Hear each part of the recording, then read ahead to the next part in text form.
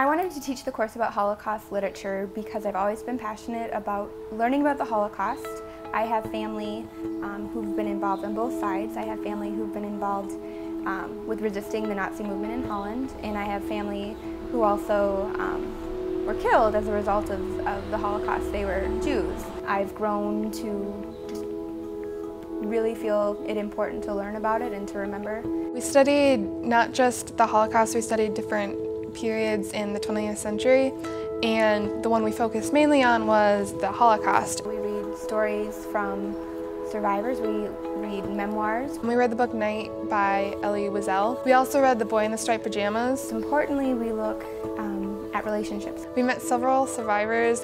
They told us their stories or their parents' stories. And inspire us to hopefully make sure this never happens again. At the end of our unit, we were thinking about the number 6 million. 6 million Jews were killed in the Holocaust, 11 million people total. And we were trying to wrap our mind around, what does that look like? We have a really hard time getting away from numbers and actually understanding faces. And we've met some of these faces and we've heard some of these stories. But how do we transfer that into something visual that we can remember and really grasp, or try to grasp? We had many different ideas. Someone suggested that we count 6 million Oreos, but that's kind of not super serious. Another idea was to count grains of rice. And eventually we thought stars. Stars obviously are significant in the Holocaust with a marking someone as Jewish. And we thought, what if we drew 6 million stars and tried to remember the story of every star? It started with our 20th century lit class, which was 6 students and our teacher. And we would recruit people at lunch to start helping us draw stars during class periods. And then we had our whole school take time to draw stars. At the end of the school year, we had just passed 250,000. We will hopefully be to 500,000 by summer's end. We kind of set smaller goals. We'll have, oh, by this week we want to have this many stars, and by this week we want to have these people do these stars. And so we'll have small goals that will eventually get to the big goal. Ideally, by the end of next school year, we would like to have drawn 6 million stars.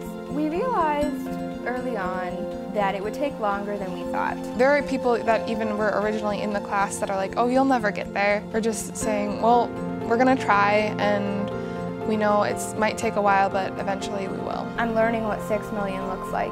I had my students at the end of the year, we just laid out all the stars that we had, and we walked around and it was silent, and we just tried to remember and tried to understand that this star could have been my brother, this star could have been my teacher, this could have been my girlfriend, my boyfriend, and it's a star lost. Sometimes at the end of our star drawing, we realize we drew 3,000 stars, and that's not even a fraction of what we needed to do. How many teenagers nowadays